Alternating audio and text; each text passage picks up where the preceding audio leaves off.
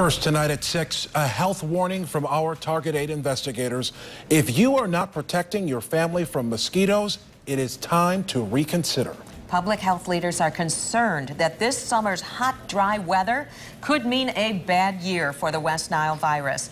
New at 6 o'clock, a West Michigan couple allowed our cameras to document their lives. Changed forever last summer by a bug bite they never even noticed. As Target 8 investigator Susan Samples reports, while serious illness is rare, the virus is real, and it's here. Secondary pitches, they've thrown many more of those than fastballs tonight. It makes sense, they're so good. He's been the 3-2, swing and a miss. Off speed and away, strikeout number 8. We've spent a lot of summers right here on this porch. Jordan Zimmerman has cruised. Often listening to a Tigers game. Never once did they imagine Watching the fireflies at night. Their piece of paradise Until the sun went down. Might harbor danger. It is ironic. We sat here last year thinking, it's so beautiful out here. Mosquitoes never bother us.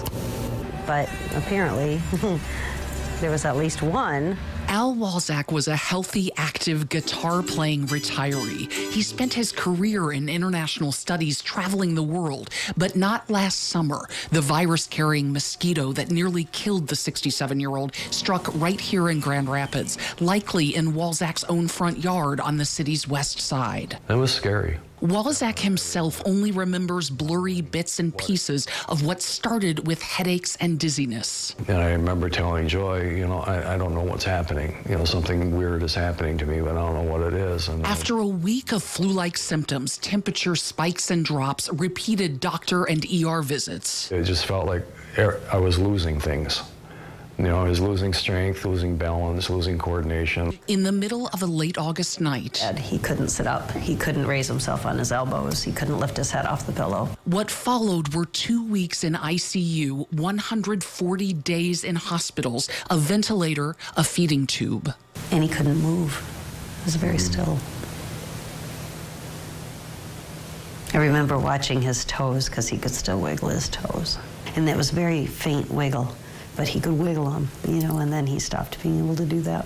Blood and spinal fluid tests revealed the culprit, West Nile virus. I remember my knees buckling because I knew there was no known cure for this. No known cure, no specific treatment, no clear prognosis. Al Walczak was one of 5 human West Nile virus cases reported in Kent County last summer. The state reported 40 total, with 1 death in Montcalm County. Of those infected by the mosquito species that carries West Nile, less than 1% develop serious complications. People over 60, like Walczak, are most at risk. We don't have many cases. When Dr. Sung-Ho Hong first saw him, West Nile's attack on Walczak's nervous system had paralyzed his arms and legs. We don't know whether he can recover or he cannot. What Hong did know, there was a chance Walczak would regain some movement. So Hong admitted him to Mary Free Bed Hospital, where he rehabbed for a month. So the last exercise on the sheet is more of a direction. And staff prepared him to transition to 24/7 care at home. Reach, reach, reach. There you go, you got it. But the Walczaks weren't the only ones learning new skills. You start to notice the ale doesn't look good, you feel things aren't good. Take that cap off of his trach. Yep. Others trained too. Go ahead and squeeze that. This isn't always hooked up to oxygen. Not always. From former colleagues and friends. And just like that, you're expanding his lungs and you're saving him. To extended family. So you ready for me to keep going? Yep. Today, Joy, who has a near full-time job herself, coordinates 30 volunteers who rotate to help cover round-the-clock care. Going through this has just kind of demonstrated that the people in my life are amazing people. Sorry. Don't be. People continue to support you and to love you. And sometimes you just don't feel like that's going to be the case. And so that's pretty important.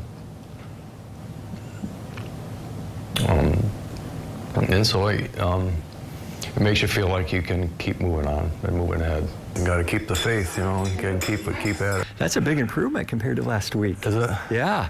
Walczak has regained some motion in his arms and hands. I think that's really good, Al. Well, I'm happy about what I've recovered, and I hope I'm going to recover a lot more. Will Al walk again? That I don't know. Yeah, I don't give any false hope to patients. There's something else that people take for granted. Can you envision that, walking? I dreamt it a couple times. It felt, you know, like very natural. We'll see. Right now, Walczak says more than anything, he feels lucky and grateful for what he does have, and hopes others will learn from his story. We know that this is real. You know, this isn't a lie. And it's a struggle. And, you know, I wouldn't want anybody to have to go through this. Do you recall thinking, I should put on mosquito repellent? No. He wears it now, and this couple tries to savor every moment. It's been wonderful this year to have Al roll back onto the porch and sit with us again. Didn't know that that would happen. That feels great.